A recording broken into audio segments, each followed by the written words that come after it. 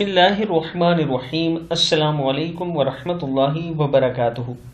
عابد راجہ channel کی طرف سے آج میں اپنے دوستوں کو رسول اللہ صلی اللہ علیہ وآلہ وسلم کی بتائی ہوئی ایک دعا بتاؤں گا، آپ نے اس پر ضرور عمل کرنا ہے۔ تو شروع کرتے ہیں۔ بسم اللہ الرحمن الرحیم۔